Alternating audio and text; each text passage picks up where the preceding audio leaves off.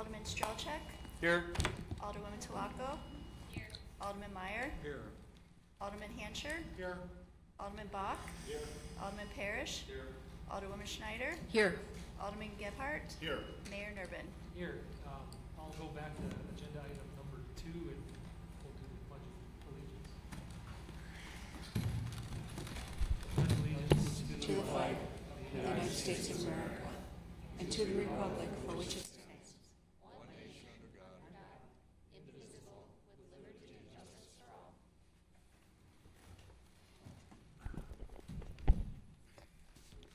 We'll get right into the meat of it here. First up was an overview of fiscal 2024 budget development process. Administrator Jones and the Finance Department will take over. Yes. Thank you, Mayor. Members of the committee, welcome to this evening's budget workshop. This is really the first step, or the first foray, rather, for members of the Common Council to engage in an overview and certainly some conversation regarding the budget development process that is now underway here in the organization and that is continuing up until the point where we'll be distributing a draft budget for your consideration approximately 1 month from today. So staff has put together a presentation that we'd like to walk you through, covering some of the components that were included in the budget meeting packet that was distributed last week. And if you really think about it, stepping back for just a moment before we get into the nitty-gritty of the budget, this year, 2023, has been, in some respects, a new normalization, as I like to call it. While we're doing a lot of the things that we normally do as an organization, we've got new components to what we normally do. We have a new arrangement for our fire department with the village of Thiensville. We have joint emergency dispatch with Ozaukee County. We have 3 new members of this governing body, which is a third of all of its members. We joined the League of Wisconsin Municipalities after a multi-year hiatus starting this year, and we've also switched to their insurance program, and we're in the process of normalizing some of the coverages and the programs that the League offers through that package. There's also a new state budget, which will be impacting some of the conversations we have here tonight and into appropriations. We'll be normalizing some of those revenues and some of those decisions that have come out of Madison. And then there are a variety of other projects and initiatives underway. Certainly the compensation plan that was wrapped up late last year and introduced and discussed earlier this year is part of what we're doing relative to the budget process. We're implementing e-poll books through the ARPA spending program and other initiatives that will become part of the new normal here in the city in terms of how we operate and deliver services to the community. So against that backdrop, tonight's agenda will include, as outlined in the packet, an overview of fiscal year 2023, some of the budget development considerations that we would like the council to be aware of as we put forth our effort to deliver you a budget over the next couple of weeks, a review of where we are from a capital financing perspective, both on a pay-as-you-go basis as well as debt financing that we've used over the years. We'll talk a little bit about the component units of government, specifically the library and the Southern Ozaukee Fire Department, and where we are relative to those budget processes. And then we thought we'd give you a little update on where we are from an ARPA spending perspective. And most, if not all, of this information was presented in the packet. So if you've had a chance to review those materials, none of this is going to come as earth-shattering or shocking information. And really, and I heard a little scuttle before the meeting was called to order, you know, what are we doing here tonight? This is really a chance to give you an overview, or us rather, to give you an overview of the budget landscape and some of the factors that we're up against. It's an opportunity for council members to ask questions if things aren't clear, to provide input to staff before we wrap up the document that'll be moving forward for your consideration. And we'll be setting the table for some of the future meetings that we'll be having to review potential changes to the fee schedule, the Appropriations Committee meeting, which will be occurring in early October, and then the sewer and the water utility budget meetings, which we're hoping to have again sometime in late October or early November. We'll also decide here tonight if any additional meetings are necessary based on the collective will of the group here at large. So with that, lastly, kind of bringing it home before we get into the numbers tonight, the building blocks of our strategic plan are lined up here on the screen. And in the very middle of the screen is financial stewardship, one of the five key focus areas that the council identified when we put together our strategic plan early last year. And as you branch out horizontally and vertically, public safety does not happen without the good stewardship of our finances to serve the community. The same thing with capital improvements, and certainly there are a number of capital needs across the organization. They're evident in the capital plan, but good financial stewardship gives us the opportunity to pursue and accomplish some of those projects. And when you underlay that underneath the two other areas, the key focus areas, customer service and quality of life, this is what makes for an outstanding community, which Mequon continues to be for the residents that live here, for the businesses that locate here, for the students that come to learn here, and the other visitors that will be coming, say, in 2 weeks for the Taste of Mequon. So it all pulls together, and this is the lens by which we're really operating as a team to put together a document that's responsive to both the needs of the organization and the needs of the community in the coming fiscal year. So, with that introduction, I'm going to turn it over to Jennifer Engroff, our Finance Director. She's going to walk the council through an overview of 2023, where we are on the revenue and expenditure side, and talk a little bit about some of the fund balances that were also included in your packet. Jen. Yes, thank you, and good evening, everyone. We'll start with revenues, and so we're looking at revenues through July 31st, and so the benchmark being 58%, 7 out of the 12 months of the year, and so just to lay the foundation in terms of the color coding, that 58%, so we're looking at revenues, so 58% or more would be in green. If it was a 5% variance, 53 to 58% would be in yellow, and then 53% or less would be in red. But if we go down to overall, we're at about 50% of that 58%, so we do have some room to make up. But if we just look directly at the first line item, taxes, we'll be at 100% at the end of August, actually at last week. We're at 100%, which will bring us to about 67% overall. So a lot of these variances that you see in red, really the majority of them are timing differences. So while we might be doing a straight line budget monthly, the actuals are recorded unevenly throughout the year. Also for state shared revenue, much of that is recorded at the back end of the year, or for our internal fees or other fees, other revenues. Those are annual processes that are done at the end of the year, so we won't be recording that revenue until December. So that makes up a large majority of those variances. But the key, I think, area to look at is really permits, inspection revenue. So we're tracking actually to 2020 levels. So if you look there, they're at 40%, and we're looking to be, closer to 58%. That's almost 20%. That we're off. So we're projecting potentially, $200,000 to $250,000 shortfall there, about 30%. But if we take a look at investment revenue, that has really been outperforming this year, and it will continue to grow through the end of the year. And the hope is that we'll be able to make up much of that shortfall within permits. And the driver within permits is interest rates are so high right now. It's the year before an election. It seems after speaking with the inspections department, other municipalities in the area are experiencing the same thing. 25 to 35% shortfalls within permitting. So with that, let's move to expenditures. So so again, looking at expenditures through July 31st with that same benchmark, the 58%. And so really, if you look, down to the bottom line, 57.14%, we're right there overall. So the majority of the departments are tracking right to budget.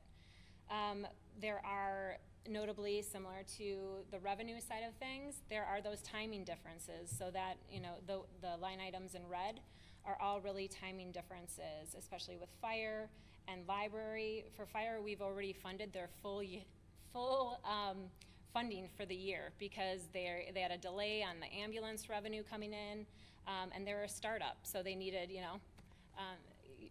some funds to start paying their expenditures. So we've been pre-funding that. And so that's the driver there. Also with clerks, there's a small gap there to identify as well. We budgeted 3 elections and we had 4, and the last one being in July. So there's a little bit to make up there. There's a couple other areas in yellow due to some, high material costs due to inflationary pressures, as well as with repairs and maintenance.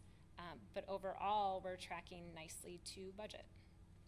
So just one point of clarification. At 4:30, Jennifer and Marie and I were going through the PowerPoint, and they both pointed out to me that these two numbers needed to be flip-flopped. And I think I did that in real time on the screen, and I forgot to hit save. So if those numbers look out of whack, they are. They should be flipped, and the 1.3 should be here, and the 152 should be here for communications.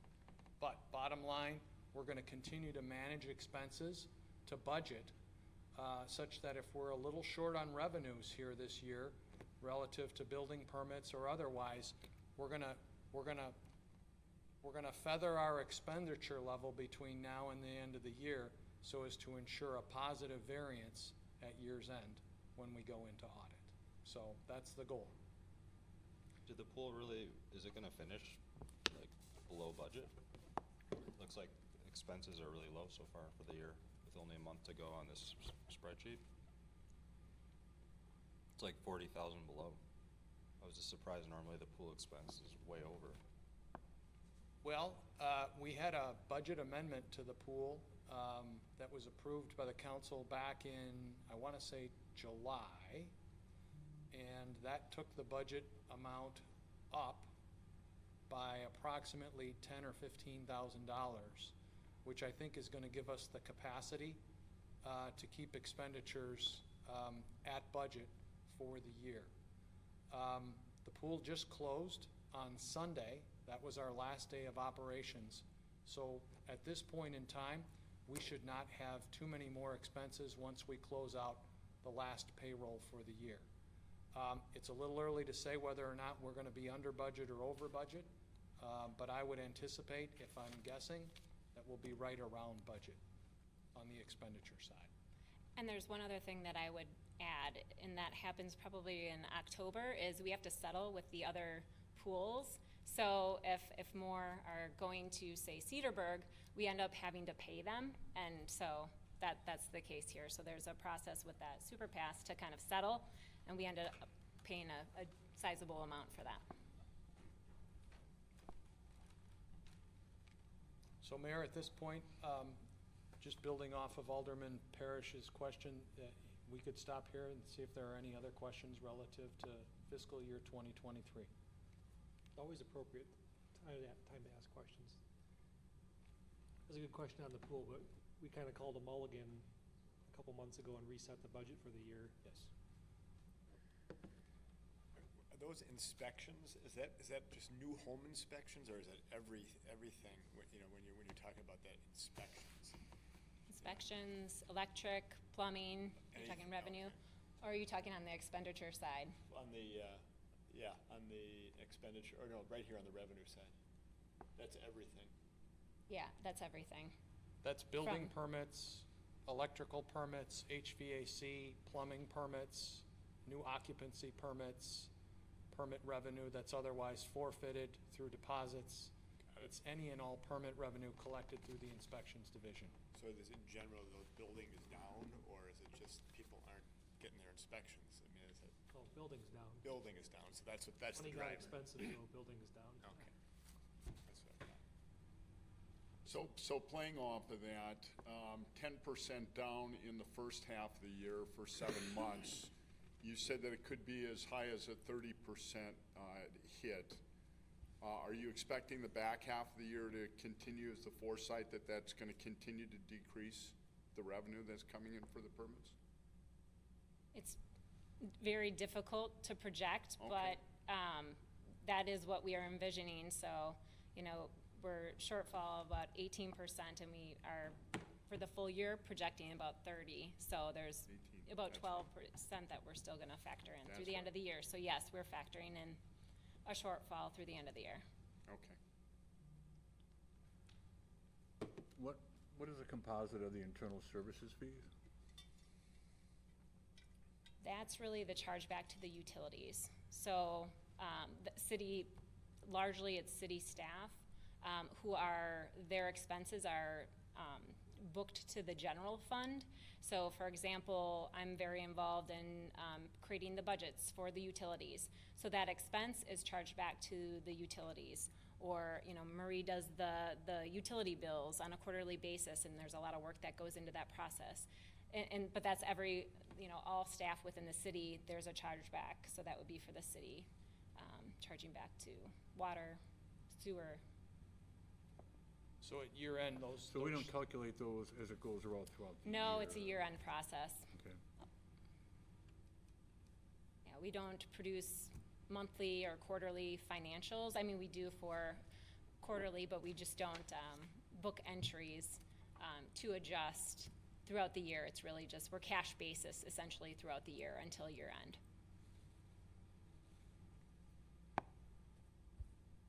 Okay, shall we move on?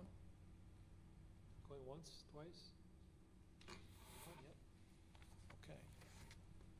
Okay, taking a look at fund balance. So fund balance is really our cash reserves or retained earnings in the for-profit world.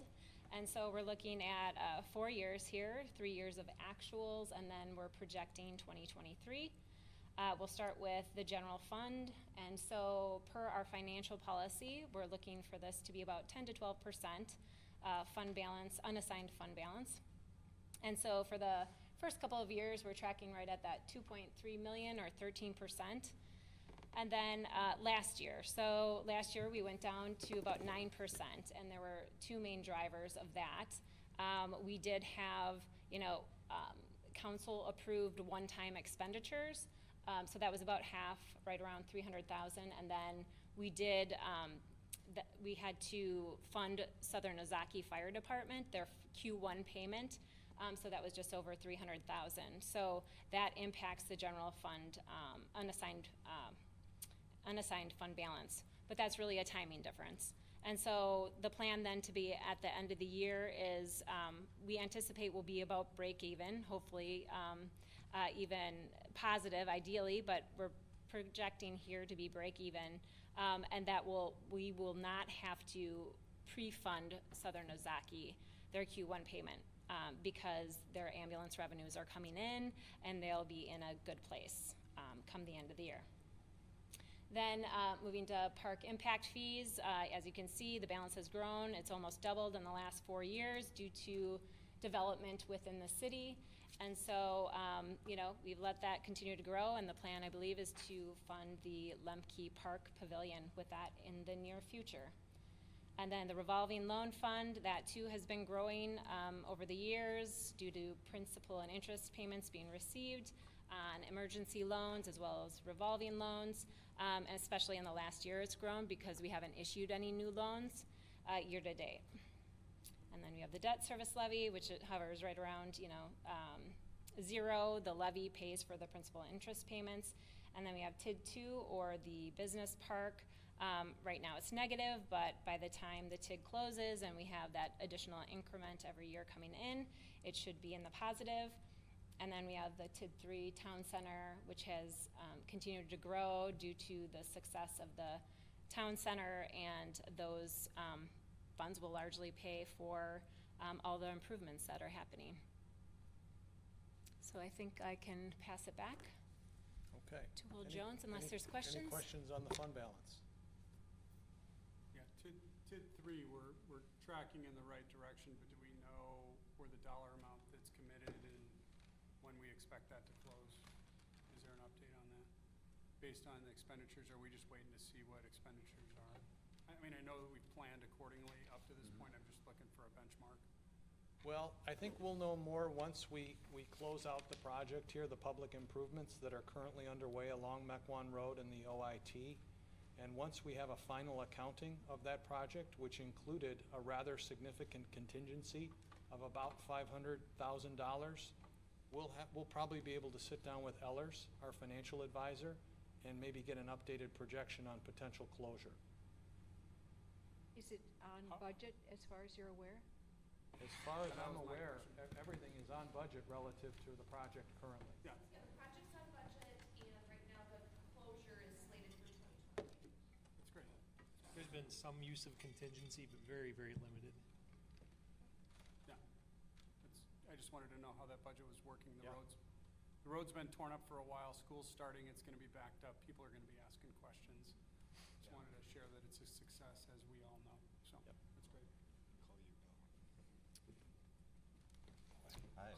What was the seed capital for SOFD again?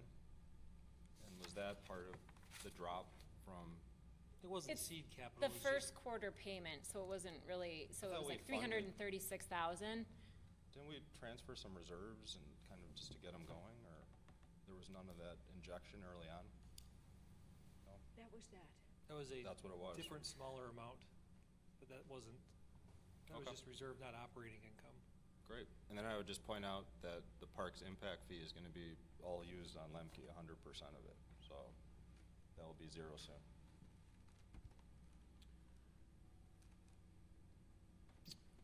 I am trying to wrap my head around a few things here, so forgive me if I'm asking some ignorant questions, but as it relates to the general fund, I saw in the packet that there was a recommendation of 2 months, generally speaking, as best practice, or about 16.7%.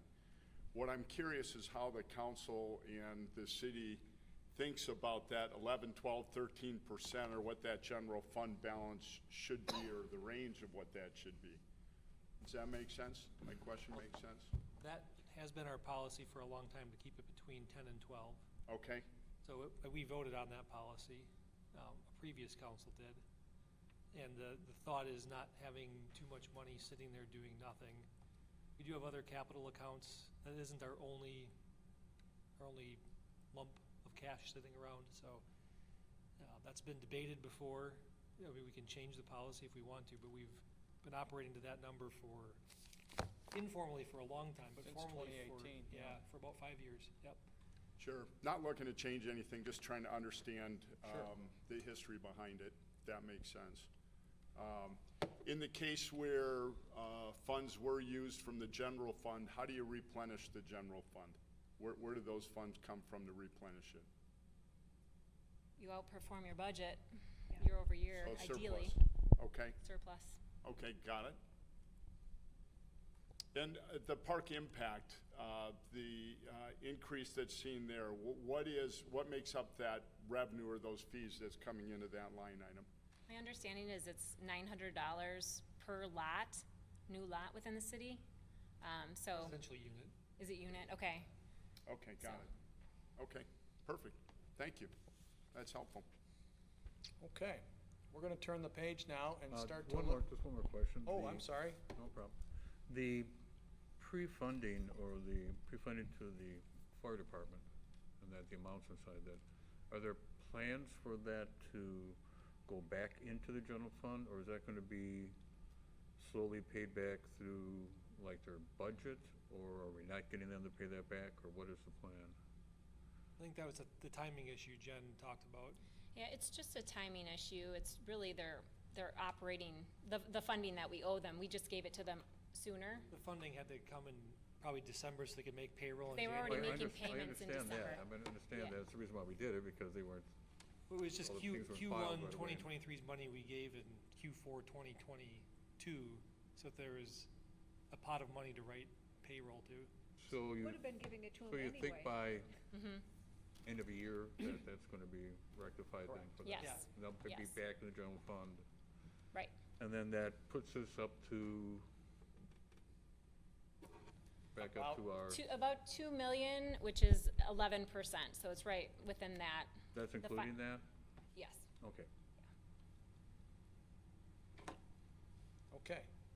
We're going to turn the page now and begin to look at budget development for 2024. And we'll start with the expense side and then shift gears and move over to the revenue side of the equation. WRS is the Wisconsin Retirement System. They offer up pensions to all of our employees who are eligible, mainly full-time and other part-time employees who meet a certain hourly threshold. The employer, or the city rather, contribution for retirement system payments will be going up 1.5% next year for general employees and over 8% for protective employees, which include all of our police department members. So those are two mandatory payments that we have to assume, or increases rather, that we'll be incorporating into our budget. Certainly the 1.5% is well within the realm of current inflation rates, but the 8.3% is not an insignificant number, and we'll be working to incorporate that into the draft budget that you see in a month. Health insurance, here's the whammy. We got original estimates from the state that provides our health insurance program back in early July that we would be looking at a 5 to 6% increase on insurance premiums, which is commensurate with what we've seen over the last number of years. The insurance board, the state insurance board, which sets premiums, then had a meeting in August to finalize or formally approve their rates, and based on some findings or recommendations from their staff on the investment returns and the reserves that they have, they apparently lost a fair amount of money in the stock market last year due to below market returns, and are now passing on those losses to the member communities through higher insurance premiums. So the estimate that we have, and we don't have final numbers and we probably won't until mid-September, is that the average increase for health insurance premiums for all members across the state of Wisconsin is going to be 14.6%. That is a huge number, and that is hundreds of thousands of dollars that we're potentially going to have to incorporate into our budget that's going to be presented to you.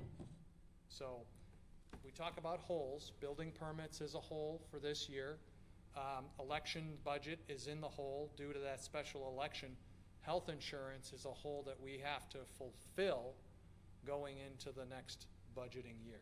That's going to be our big challenge as we put together the spending plan over the next several weeks. Moving on, general insurance through the League of Wisconsin Municipalities. We met with their staff a few weeks ago. Across the board, amongst general liability, auto, property, etc., increases are ranging between 2 and 5%. If you know anything about property insurance and the world of property insurance right now, it's very expensive. And I think the choice that we made to pool through the League's program, whereby we are able to avail ourselves to better pricing through group purchasing, is paying dividends already through the premiums that we'll see on the property side. Some municipalities, some businesses are probably looking at increases in the neighborhood of 15 to 20% based on all of the losses that are occurring here in the commercial insurance market across the country. Our collective bargaining agreement, the CBA, with our police officers mandates a 2.75% increase for police officers and sergeants for 2024. Next year will be the last year of a 3-year agreement that we approved in late 2021 for our officers and our sergeants. So we'll be heading into negotiations next year, probably around mid-year, on a successor collective bargaining agreement, which will include certain cost of living adjustments for the years under which the new agreement is covered. We presented recommendations related to the compensation study to the council back in July. Staff is going to be working to incorporate the second phase recommendation, which was a longevity adjustment for existing employees of between 1% and 3%. The total amount of that phase 2 recommendation, as the council will recall, is in the neighborhood of about $80,000. And that's the recommendation that we'll be bringing forth, assuming we can fit everything else together, to keep us moving forward relative to those suggestions that were incorporated as part of that study. And then, within the packet, you saw a number of compulsory increases to the tune of about $233,000. Major drivers across that 4-page document include increased election expenses for 2024. It's a presidential year, and if the clerk can correct me, we usually see about 80% turnout here in Mequon. 85% turnout here in Mequon during presidential election years. That's a lot of absentee ballots, that's a lot of mail-in ballots, that's a lot of poll workers, that's a lot of people coming to our polling sites to vote. And so we have to be upstaffed and certainly ready on the supply front for those expenses. Road salt, we're seeing or anticipating a 9% increase, and then fuel, specifically within the police and the public works departments. Gas prices are annoyingly high right now, and I don't know that they'll be coming down anytime soon. So those are some of the major drivers that we're going to be confronting on the expenditure side. Question. Yes? Back to health insurance, can you just remind me, I know that we're going through the state, and that's been our best rate in the past. Weren't we a hybrid of state and private before? I don't remember how that was set up. Is there an opportunity to shop some of that, or find ways to offset it? You may recall, we've talked about this before. If you shop around, you're automatically kicked out of the plan for the next year. So before you can even see what your costs are, you're kicked out for the next year. I just find it troubling as a community that we got a 14.6% increase for investment shortfalls.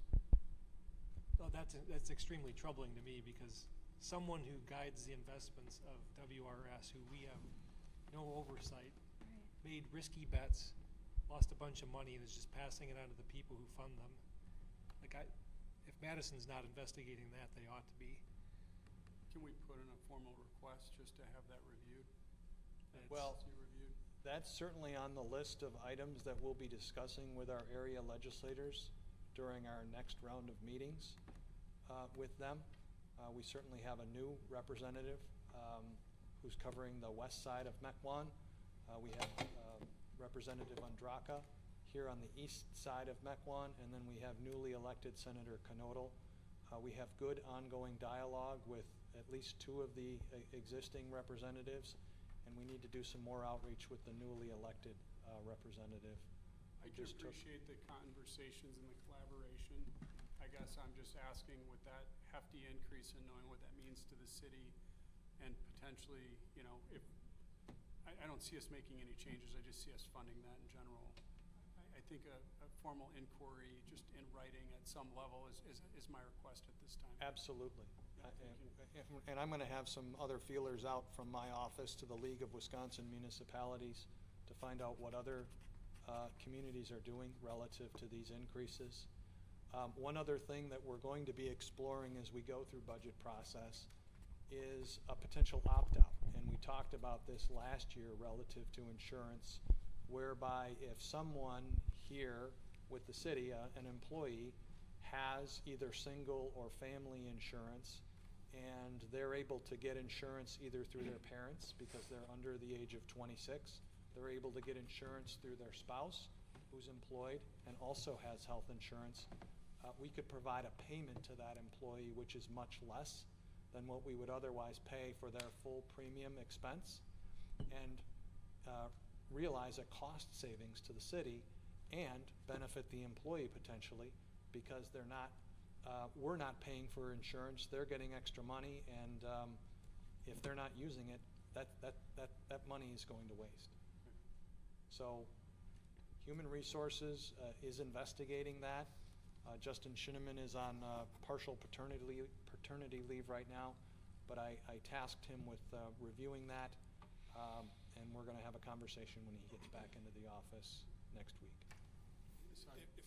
If that 14% remains the same, would the goal be to just keep the employee premiums the same, or would those have to go up, to recoup some of that, or what? How are you going to look at that? Well, right now, the ratio that's been in place for a number of years here in the city and is subject certainly to collective bargaining provisions is 88% employer paid and 12% employee paid. So there is a premium contribution element that's in play. And when you talk about a 14% increase, that's going to also be borne on the backs of the employees who are contributing to the cost of insurance. So while the city will bear the brunt of most of these expenses, they will be shared with employees. And to the extent that we are able to fashion an opt-out program, I think we'd probably have some takers. Let's do that. That opt-out program is very common among school districts where they're saving lots of money by doing that, because a lot of times you have two people working, one takes the insurance, one doesn't, and then they save like for instance, commonly it's about $5,000 they'll give the employees per year to opt out, which is a great savings, because in order for premiums, you're talking $12,000, $13,000. Yep. So it would be something to pursue, because it could save the city a good deal of money on that. I know school districts have saved money on that too. So. Well, our open enrollment process usually occurs in late September and goes until about mid to late October. So as we get into the nitty-gritty of making decisions on the budget, we may not have all of those decisions at the ready to necessarily impact the budget. But if we have a program in place and we have employees that are opting in to the opt-out program, we'll certainly realize those savings as we start to go through the budget year in 2024. So a lot of moving parts, a lot of moving targets, and we're going to certainly do our best to ameliorate the impact of that cost, because it affects everything else that we're trying to do as a city responsibly and from a service standpoint, whether it's taking care of our employees, appropriately funding our capital plan, or making sure that we have enough money in our budget for gas and road salt. So this is serious business, and we're gonna do our very best to limit the impacts where we can. That 14.6 is a gut punch when you're expecting a 5 or 6% Yes. increase. Yeah. How nice we get more shared revenue in the same year where they jack up the insurance double-digit percentages. It's unfortunate. Yeah. Can I just ask one more clarification question? I think that, I know you went through this before, but, so is it that if we seek other bids for health insurance, we're blocked out of the WRS health plan? For a year or forever? You're out for a year. So if you gamble and get your actuarial data to shop it around, you're automatically out for the next year. But you can get opt You back can in get the in the following. year, you're making a 1-year gamble. It's hard to know. I don't know enough about this to know whether that gamble is worth it. Do most Wisconsin municipalities participate in that program? Is it like the vast majority, or some self-funded, or is it hard to? I don't have any hard figures at my fingertips, so it would be hard for me to answer that question. But it is another example of where communities, big, small, and mid-sized, have come together to pool resources and mitigate the overall expense based on shared pricing. So, this is going to be a hard nut to crack, but this is 1 year. And this is, I think, my 8th or 9th budget. We've never had an increase like this before.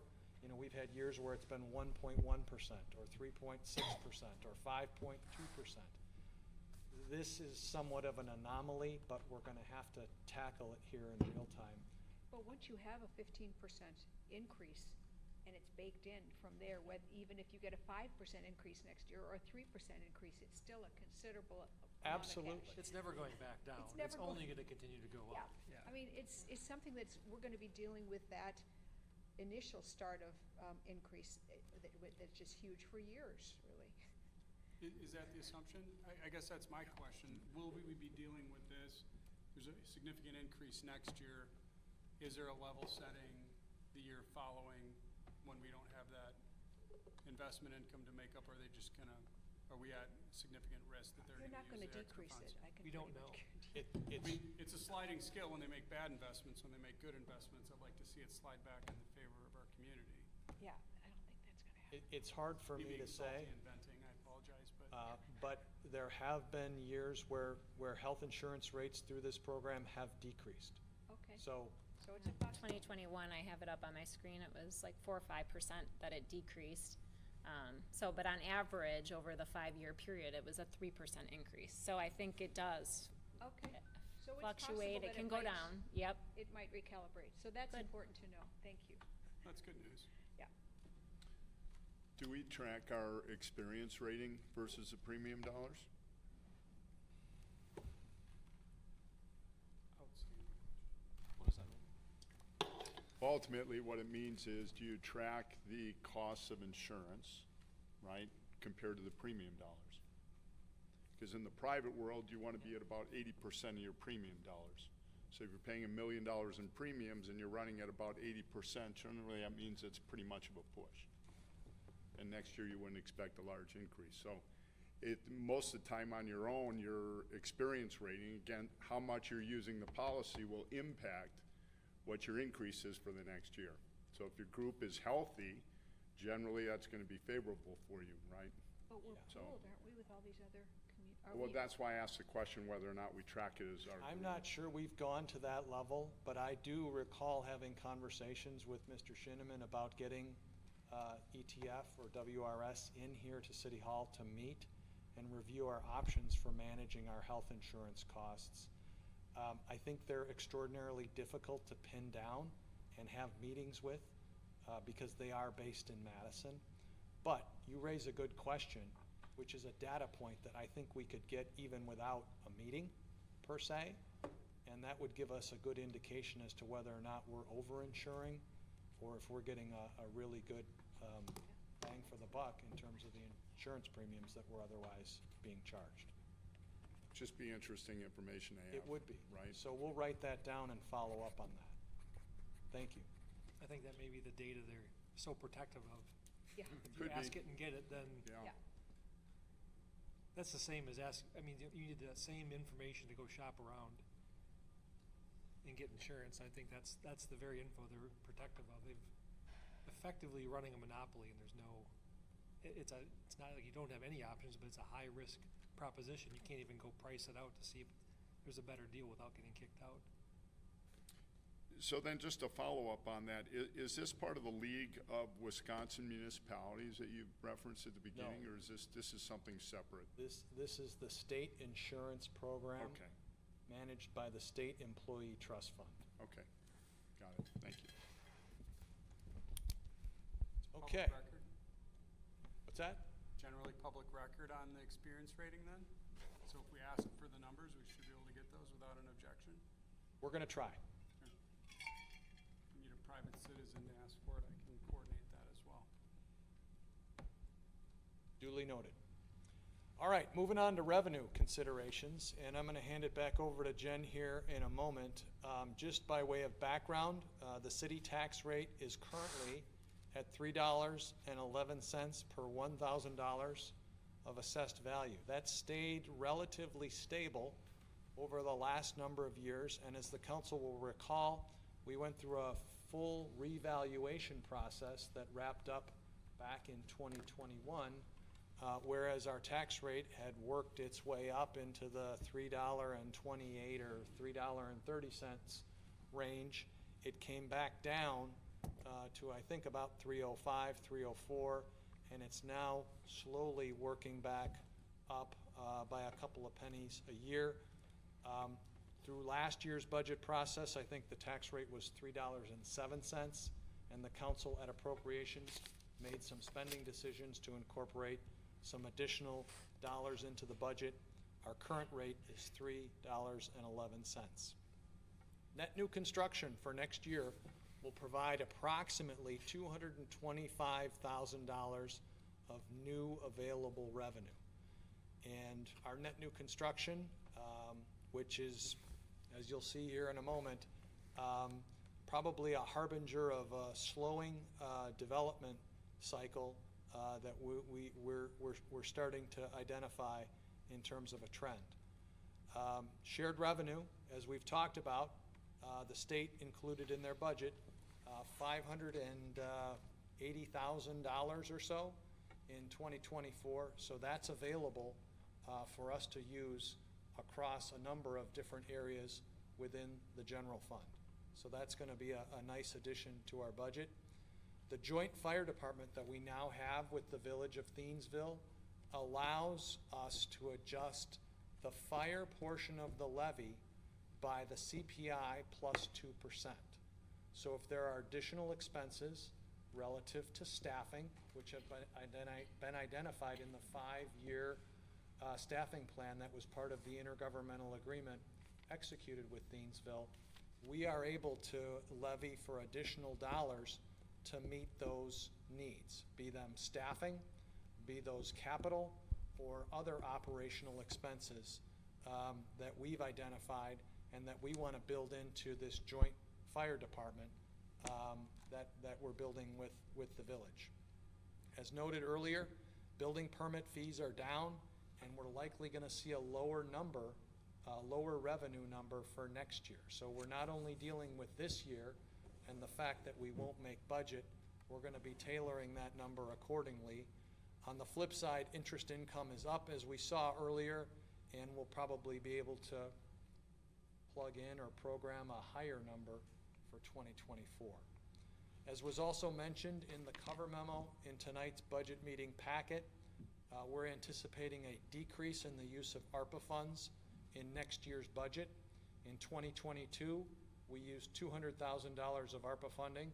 We used $200,000 in this year's budget, but we're starting to wean ourselves off of that ARPA funding because eventually it will go away, and rather than leaving a $200,000 hole in our budget, we want to start to work that number down here in the last year where we can spend it. And so 2024 will likely include a number less than $200,000.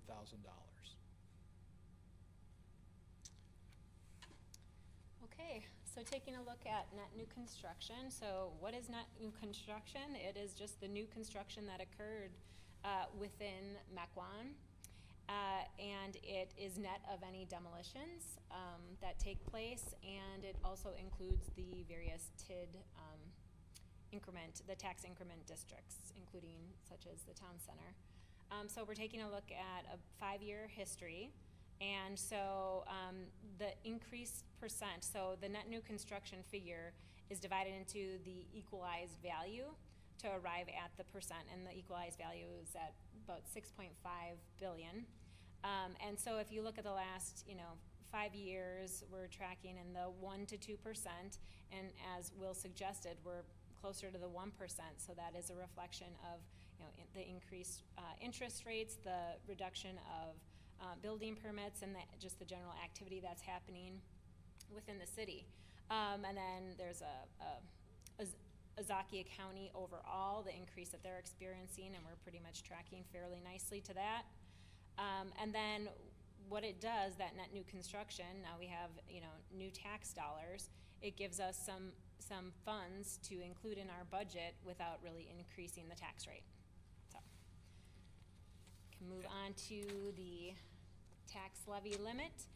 So in 2005, Wisconsin implemented a new levy limit law. So there is a maximum amount allowed as, within the city on property tax parcels. And so essentially you have to have net new construction in order to increase the levy. If you don't have, new construction, new activity going on within your municipality, or your county, you really do not have the ability to increase the levy. There are some exceptions, but it's essentially a use it or lose it mentality. So if you choose not to use this, say 1.18%, which is also very meager in terms of the inflationary, when we're having 9% inflationary, it's difficult to keep up with those costs. But if you don't add that to the levy base, then you're essentially, you don't have it then the next year, because it resets using that levy, it carries forward, and now you're using next year's net new construction. And then debt service, so you can take on more debt, it's exempt, and it will increase the tax rate, but it's exempt from the levy limit rules. And then this is both city and sewer included.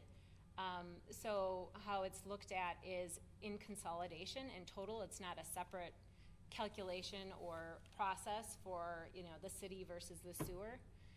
So for example, last year, the city really needed to increase funds to support SOFT or Southern Ozaki and the library and other things. But what that meant was that, the sewer utility kept their levy flat, thus reducing their tax rate. So there is notably there is interplay between the sewer utility and the city. So we're estimating the levy capacity to be right around $275,000 this year, but we're still working to finalize that figure with our municipal advisors. It's still early in the process. For reference, last year, roughly a penny was About 50,000 or 53,000. Mm-hmm. So we've got a nickel to play with, max. What was the issue we ran into last year, like last minute, it felt like, with the sewer, where we were trying to plan for some big expenses, and then we realized we hit the levy limit, and what is the plan? How are we gonna account for that this year then? Well, as Jennifer, or Director Engeroff rather, pointed out, the net new construction, or estimated levy capacity, there's an interplay between the city and the sewer utility levy, because it's considered one levy by the Department of Revenue.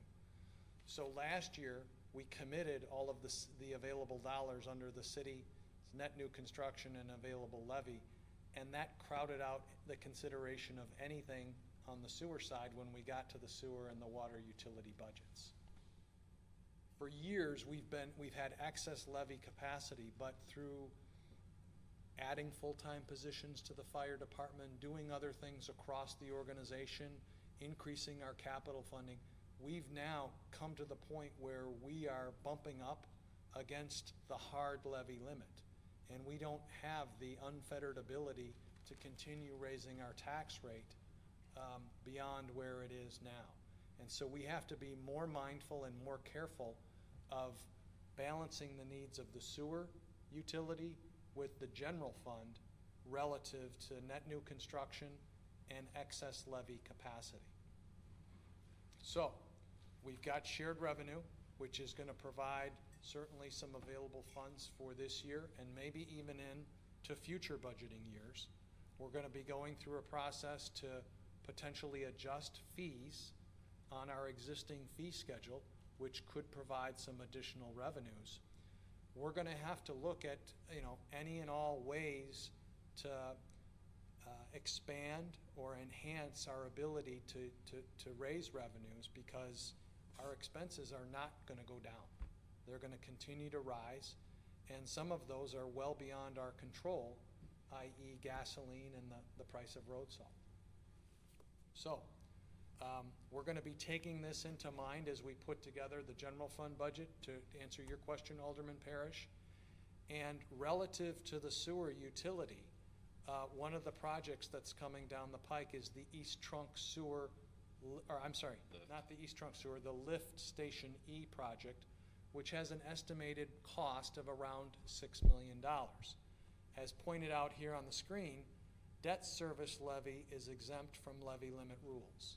So if we want to borrow funds to complete that project, those those proceeds and any corresponding increase in the tax rate is not subject to levy limits. So that's going to be something that we're going to have to consider as we get into that conversation on the sewer utility budget. How do we want to pay for that Lift Station E project? Very likely, it's going to be through debt service. And being a $6 million project, I don't know that we could ever raise user fees to the point where it would pay for that project without issuing debt. Hopefully I answered your question. It's great. I'll save the rest of it for when we do the sewer budget Yeah. another night.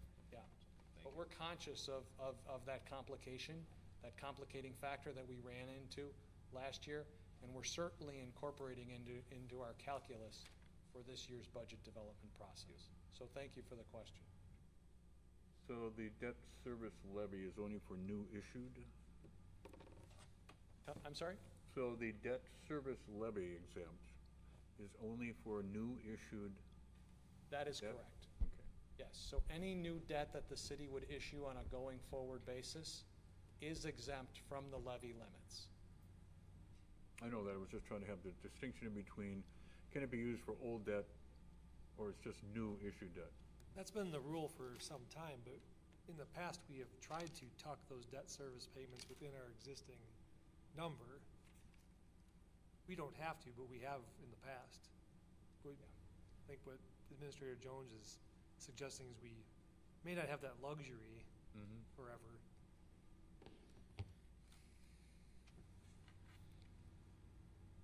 So, continuing on the revenue theme, we talked a little earlier about state shared revenue.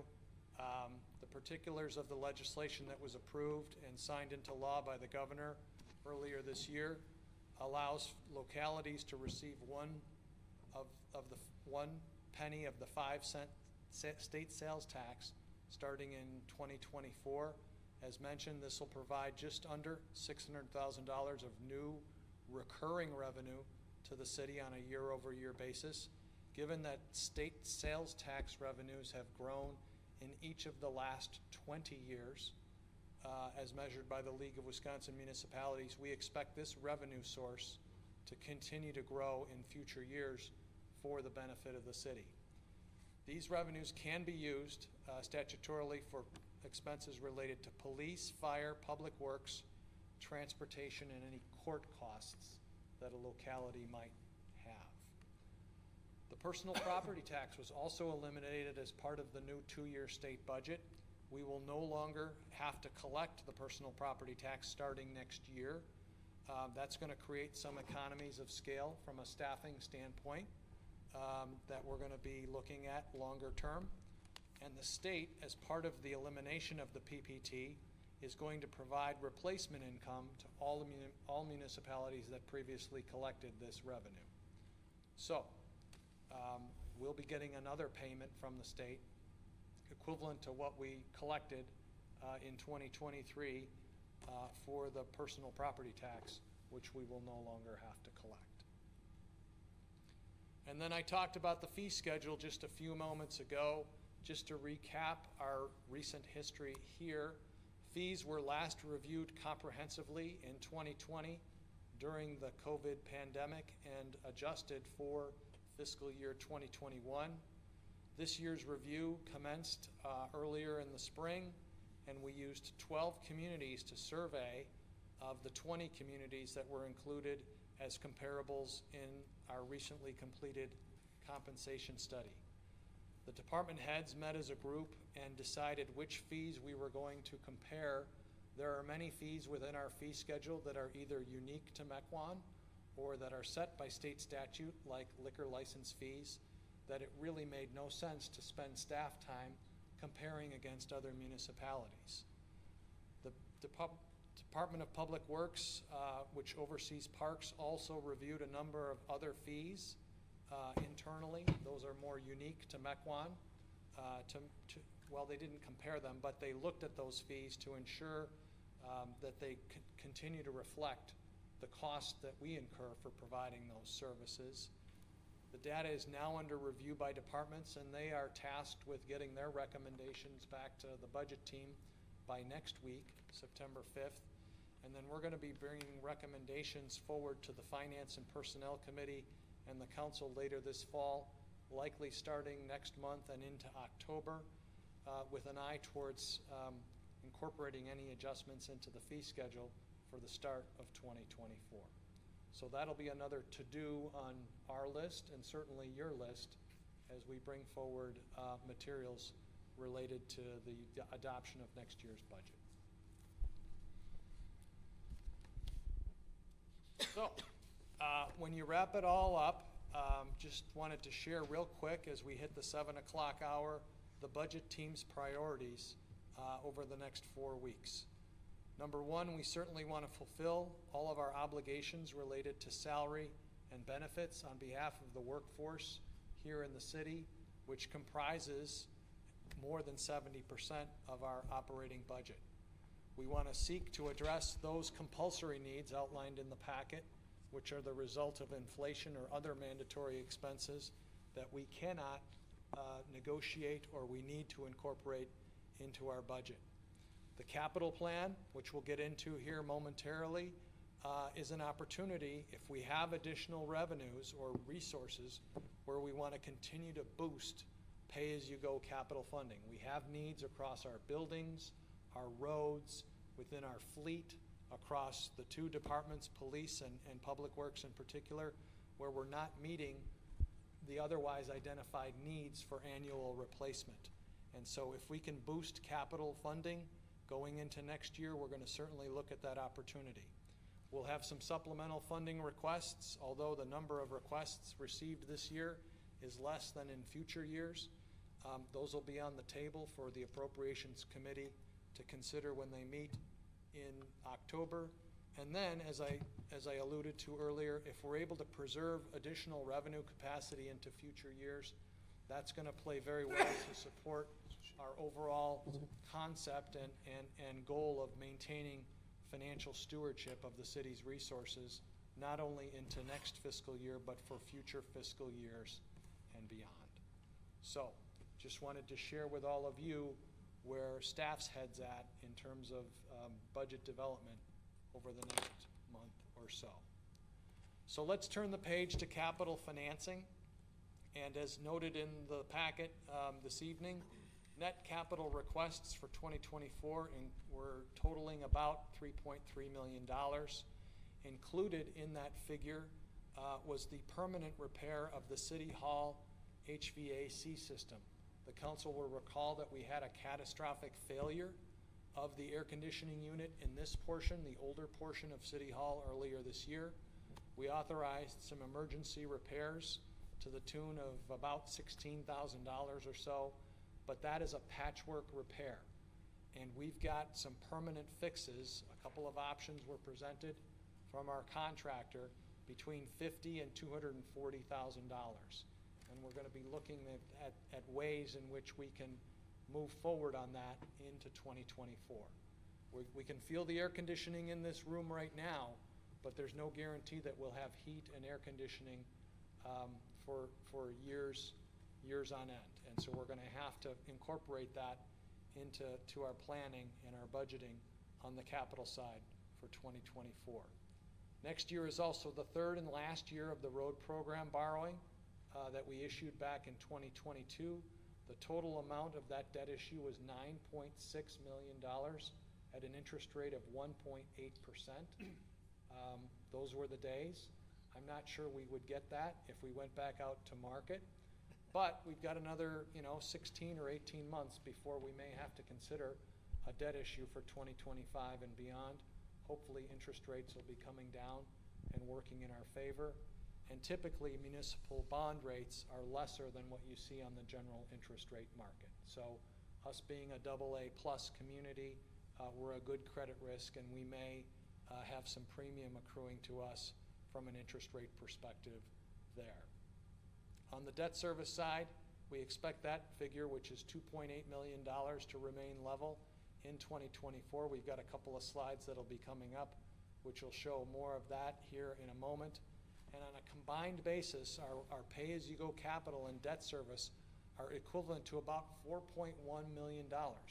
And on a $17.3 million budget, That's almost 25% of where we're spending our proceeds. So debt service for the money we've borrowed for the Public Works facility, the Highland Road interchange, the road program every 3 years, as well as the pay-as-you-go capital in the amount of about $1.3 million.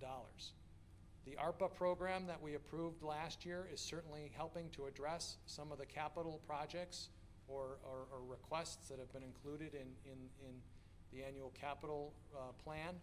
Lemke and the brush site come to mind off the top of my head.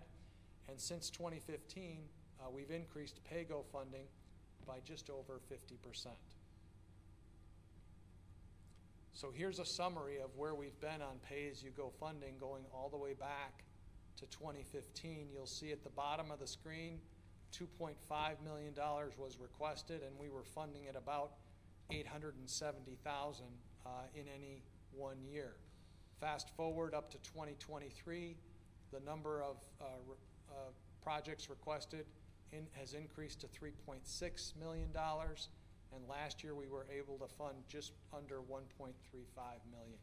So as I mentioned earlier, this is an area of focus for the budget team and the staff in general.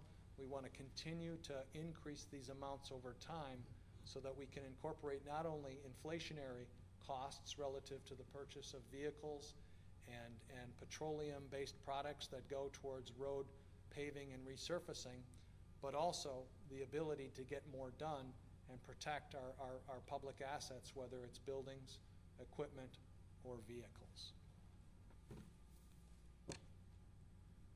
Drilling a little deeper, here's the pay-as-you-go detail that was included in the budget packet as well.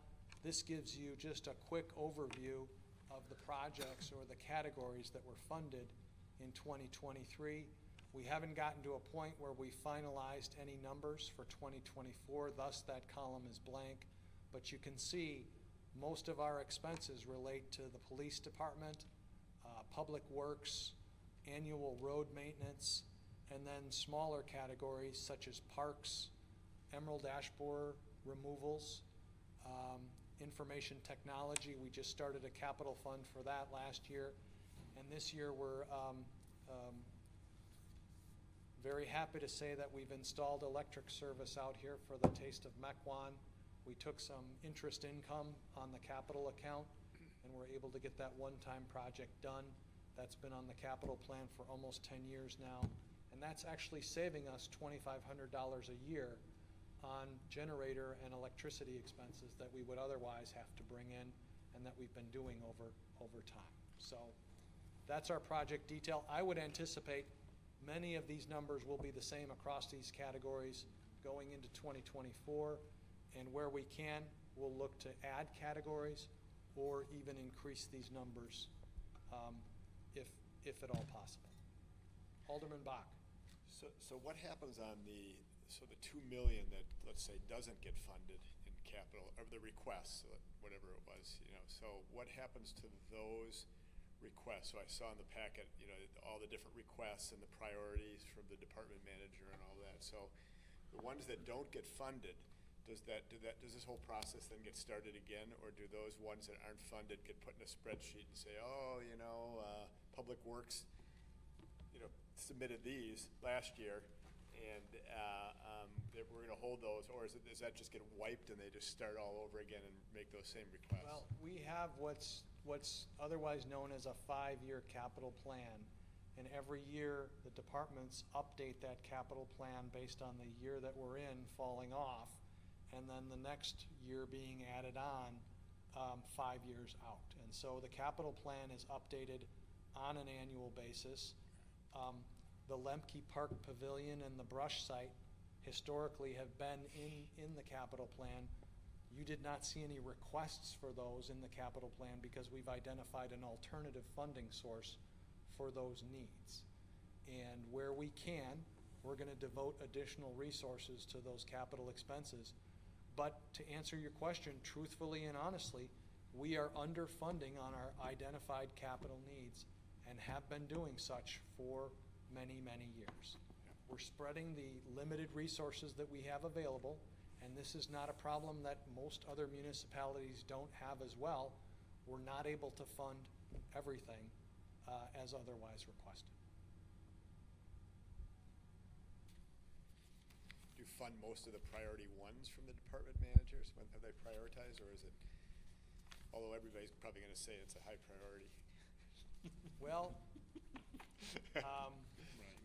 you know, I was going through the capital plan just today in preparation for the meeting. And I read through one of the projects that was listed as a priority. I think it was maybe priority 2. It was the car washing station at Public Works.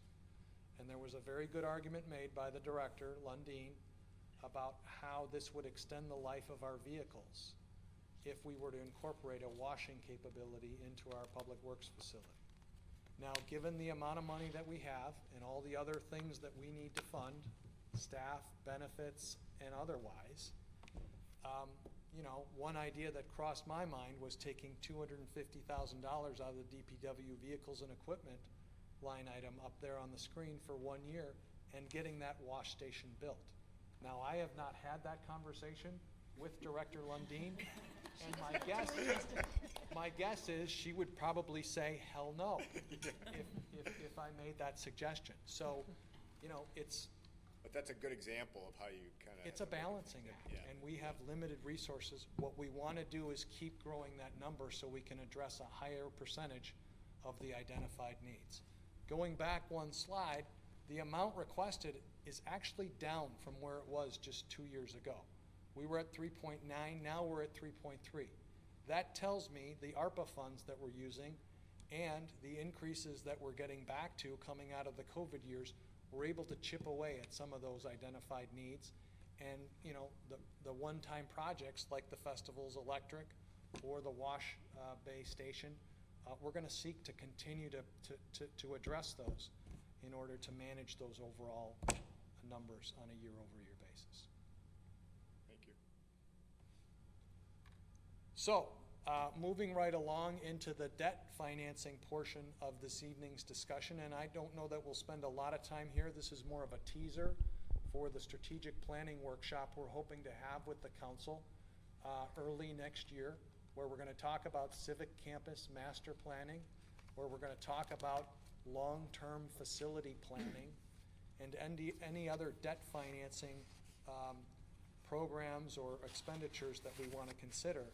But you can see here, within 10 years, by 2032, which I think is the 75th anniversary of the city of Mequon's incorporation, by 2032, we will be debt-free. We will have paid off all of our existing debt, which includes debt for the Public Works facility. It includes all of the 3-year road borrowing program money that we've borrowed, and special assessment debt that's hanging on from the early 2010s. We've got a little TID 2 and TID 3 debt, and then we've got debt related to the sewer utility for the East Trunk sewer extension. That was a $15 million project that was where we borrowed money back in 2016. But on the GO side, general obligation debt, which is issued by the city, our net tax levy impact here, and this is the amount that's actually included in the budget. These are our principal and interest payments. They're continuing to go down, and they will go down every year over the next 9 fiscal years to the point where we don't have any debt starting in 2033. And if we think about facilities like the public safety headquarters, like the East Side Fire Station, maybe the community pool, those are assets and those are projects where if you were to borrow money for those projects, you would probably extend the debt or the life of that debt out over 20 years as opposed to 10 years like we do for roads, or 15 years as we've done for, say, the Highland Road interchange and the East Trunk sewer project. You could even go out 25 or 30 years if the interest rates are favorable.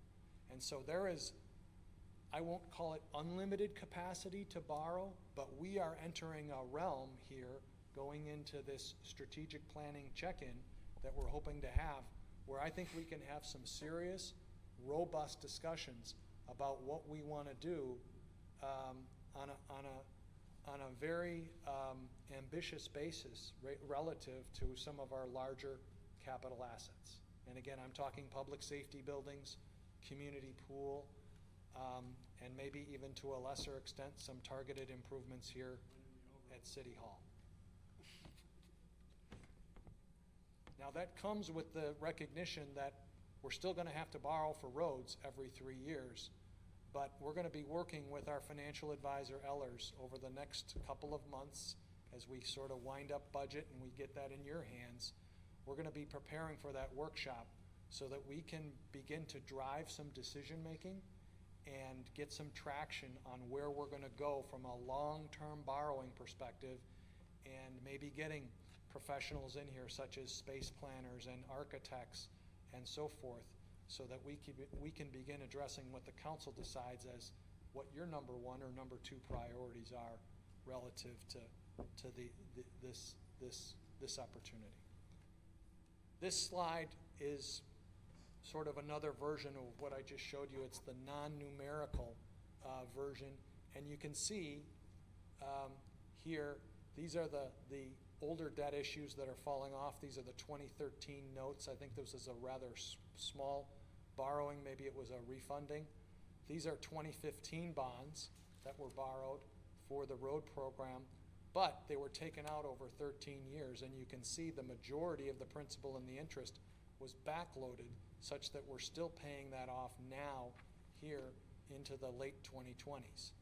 This green tranche here on the chart is actually the 2016 bond issue, which was the 8.9 million debt issue for the Public Works facility expansion and consolidation. And you can see that we're going to be paying that off all the way out until 2032. That was a 15 to 16 year debt issue, which is appropriate for the upgrade to a facility. And so we extended that out over 10 years, but then again, we kept it short. Here's the 2019 issue. This was just roads. You can see the lesser impact that this has had. This will actually get paid off before the Public Works facility. And then this is the most recent issue, $9.6 million in geo debt. This was for the road program at about 5.1, and then the Highland Road interchange, which was almost another 2. I want to say about $7 million, 6.5 to $7 million. We kept that debt very short. We're just starting to pay the principal and interest this year, and we kept it within 10 years so that we have capacity out here in the 2030s to take on larger projects for our next facility or facilities. This is really the best use of debt. Some municipalities, which maybe are not managed as well as Mequon, will issue bonds for equipment, such as fire trucks and ambulances or other heavy equipment.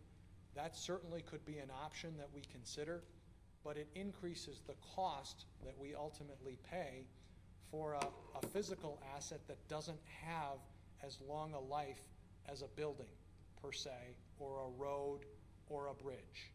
So just as an example, an ambulance, you might get 15 years out of an ambulance, but you could get 50 years out of a building. That's why you want to borrow for financing relative to hard assets, which are going to be here for the long term and actually be a lesser cost once they're paid off.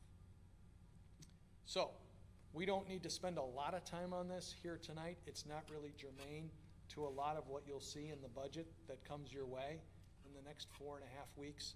But nevertheless, we wanted to just give you an update on where we were from a capital pay-as-you-go standpoint, as well as a debt financing issue, so that you can begin to think strategically, just as we are, about where we see the city going as we start to drive some of this decision-making relative to our strategic plan and relative to our ability to pay for it in a responsible manner. Alderman Parrish, I saw your hand up. This is a really good depiction for us to visualize debt long-term and how we're going to pay for important things like fire stations and things of that nature. I'm just wondering if the model needs to be updated to reflect the 3 year, because we're projecting total debt payoff by 2033. So it's kind of a policy thing, but every 3 years we do a $3 million borrow for the roads. So I would think the model needs every 3 years that would show in here. Absolutely. And in some previous discussions with our financial advisor, they've run those scenarios or those sensitivity analyses, for lack of a better term. This is really our existing GO debt base case. This is our base debt right now here as we stand.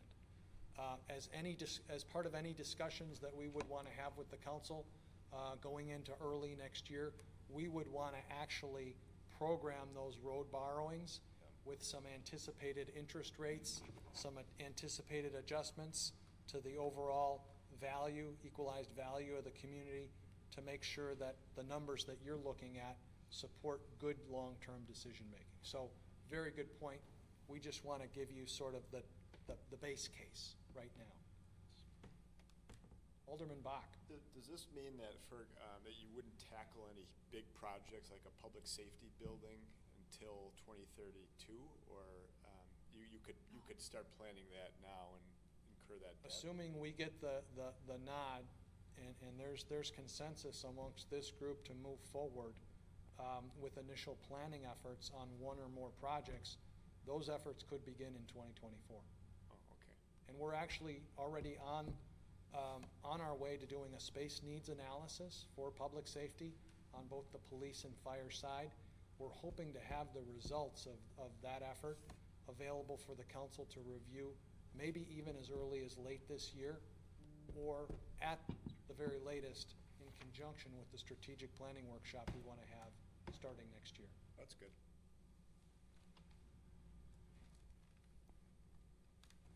Okay, moving right along. We talked about the component units, the Wyenberg Library, and as the council will recall, as part of our budget deliberations last year to formulate this year's spending plan, $46,000 in new funding was provided to the Wyenberg Library as part of their annual operating budget, and $150,000 was also earmarked as part of the approved ARPA spending plan, also adopted by the council last year. Coming out of last year's discussions and deliberations, direction was given to myself and others on the staff to meet with library staff to review their budget, as well as the Village of Thiensville to examine the joint funding agreement, which has been in place for, I think, about 2 decades. Director Mushin Young, who is here tonight with the library board treasurer, and she and I met with the business manager from the library over a half dozen meetings between March and August. We also included staff from the Village of Thiensville, the League of Wisconsin Mutual Insurance, as well as the city, to look at all areas in the budget where we thought we could find some potential opportunities for economies of scale and savings. As I pointed out in my summary findings memo, the library also already does a lot to save money and to work with its partners here, both locally through the city as well as the village, and as members of the Monarch Library System. They are doing anything and everything in their power to be as frugal and fiscally responsible as I've seen in any organization that I've worked with. So as part of our review, we excluded their staff expenses, which are wages and benefits, and that's 70% of their budget, as well as their program and collection expenses. That's everything that they loan out or make available or do on behalf of the community. That's only 12% of their budget, and that number's been going down on a year-over-year basis. So we excluded those 2 items from the review, and we focused on administrative and operational expenses where, we have similar expenses, the village has similar expenses. Where are there further opportunities to collaborate? And amongst the findings that were included in the memo, we agreed to continue to share information on vendors, because they have a couple of vendors that we want to look at. We have some vendors that we're very happy with, and they're going to talk to. We want to consult them on all of their building repairs and projects. We have some in-house expertise amongst our buildings staff and our Public Works Department that we think can be of real value to the library. And then future actions, which were listed in the memo and are up here on the screen.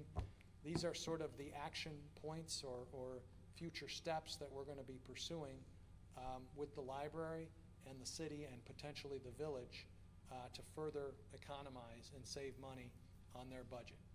Quickly, just looking at the screen, we're going to be looking at a joint audit contract with the village and the library and the city. We all use the same auditor. We think there's potential there. Combining the library and the village's payroll, they both use ADP. We just approved a new comprehensive printer and copier contract on the city side across all of our buildings last year. We're going to see if there's a way to get the library on that contract. We're going to look at postage, investment, looking at maybe adjusting or even discontinuing the fiscal agent fee that the library pays to the village of Thiensville. And then the library is going to continue to monitor their insurance coverages to see if there's any potential for savings on either the policy side or the deductible side. And one very frank conversation I had with the library staff is, the city manages our premiums by taking on a higher deductible. We're a pretty good risk, and we don't need all of our deductibles at zero. The library has a little bit of a different philosophy, having a smaller budget and lesser reserves, but we've started the conversation, and I think through their finance committee and their board, they're going to continue to explore that opportunity as a potential way for managing risk and managing expenses. I don't want to speak for the library director or the board treasurer, but that was another area of opportunity where we saw it fit to be included in the list of recommendations. So that quickly summarizes the memo that was included in the packet. Are there any questions that I can answer here? Well, where does this conversation go? There's a lot of thoughts I could rattle off, but I don't know if this is the appropriate time for that. Well, these are future action steps that we're going to be pursuing in the near term and maybe the midterm. But updating the agreement itself that's also a priority, right? That's the next step, yes. And that's, I guess, because that's where we were concerned about just contributions from Thiensville, and is the contribution percentages equitable, and what is the fiscal agent fee every year? How much are they paying for that? Currently, and the library director is here and she can correct me if I misstate anything, the library pays an $8,000 fee to the village of Thiensville to serve as their fiscal agent. And that covers all accounting, payroll, and accounts receivable and accounts payable services on behalf of the library. So I strongly believe that should go away, or we should start charging like property management fees and things that we're doing on a day-to-day basis, contributing our staff time, things like that. I mean, if both municipalities are going to start charging for things like that, there's a lot we could be charging at the SOFD level and at the library level, and I just don't think we want to go there. So Thiensville is not up their increase. They barely ever up their contributions. It's always the city of Mequon and our taxpayers that pays more. So I think that should also be a guiding philosophy, that if there's any increases this year, any requests, that it should be commensurate with the village of Thiensville, because we're partners. It's not just us paying more. So I would request that the fiscal agent fee go away, or we need to make it more equitable, because we're giving a lot of staff time. Justin with human resources, things like that. I mean, we give a lot of our human intellectual capital to make our partners more efficient. That we so do. if we're going to start assigning values to that, I don't think that's healthy. Thank you.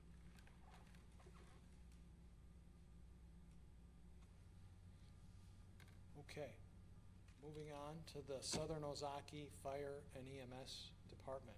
I touched on this in the memo as well, and this factors into the overall budget development process. This is a rather new approach that we've taken since merging with the village officially as of January 1st.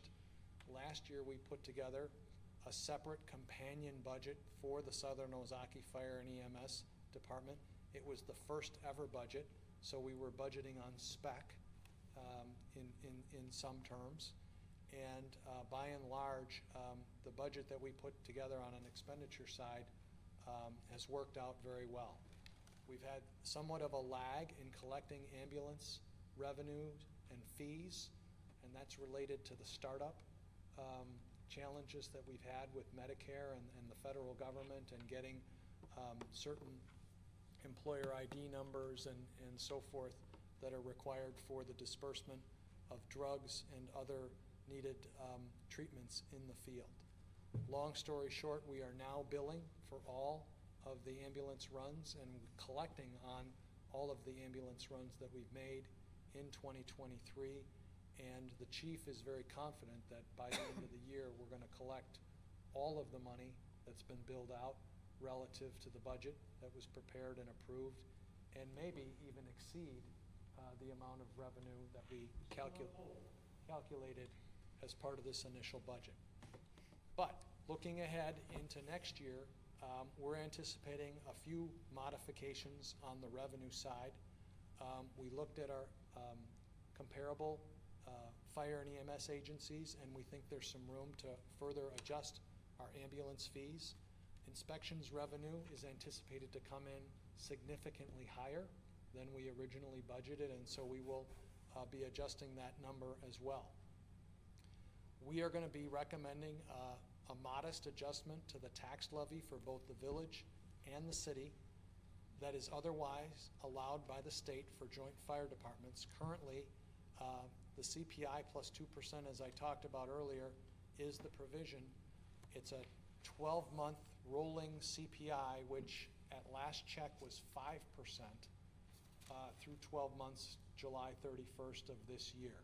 So if you take 5 plus 2, we could raise the fire portion of the city's levy and the fire portion of the village's levy by 7% by law.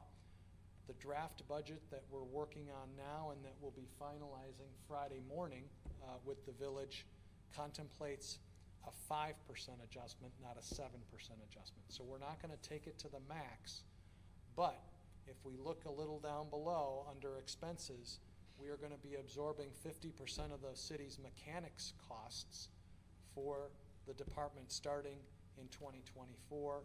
In 2023, as part of our startup expenses, and this goes to your very point just a few moments ago, Alderman Parrish, the city has been providing mechanical services, fleet repair services on a complimentary basis to the department, and Thiensville has made no contribution to that effect.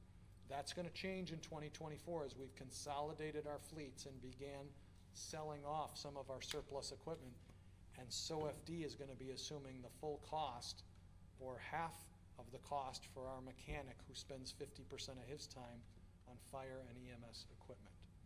We're also hoping to add one new firefighter paramedic in order to keep marching along on that 5-year staffing plan that was part of the intergovernmental agreement. And then there are cost of living adjustments for all of the staff, both on the paid on call side and the full-time firefighter paramedic side and command staff side that we're hoping to incorporate as well. The SOFD board will be reviewing this budget at its meeting on September 13th, and pending their concurrence and approval that night or at a meeting shortly thereafter, we'll be incorporating those numbers into the village and the city budgets for consideration in October. I should also add the one other bullet point on the screen. The budget that we're preparing contemplates $300,000 in ARPA funding from Ozaukee County. That was also the number that was included in the 2023 budget. There are ongoing discussions at the county board level. That $300,000 number may actually go up by another $200,000 or so, which would be actually a real boost to the fire department's capital fund. And we talked about underfunding capital needs relative to equipment and so forth. We're hopeful that those ARPA funds, which come strings unattached, will give us even more of a head start towards addressing the fire department's capital needs long term, so that they don't become a huge burden for the city as we're trying to address our separate needs on the police and public works and parks side. So, just an update. This will be another separate budget within the larger city budget that you'll be seeing as part of the package that goes out in about 4 weeks. So that takes us to ARPA. I don't know that we need to spend a lot of time here. This is really not tied into anything that we're doing relative to the operating budget that'll be coming your way. But here's the plan that was put together and adopted by the council last year in November. And as we go back to one of the first slides tonight, it lines up with 4 out of the 5 key focus areas contained within the city's strategic plan. I mentioned earlier the plan that was approved included a lesser amount of funding, or contemplated a lesser amount of funding. We're going to try and hit that target for 2024 so that we don't have a bigger hangover going into 2025.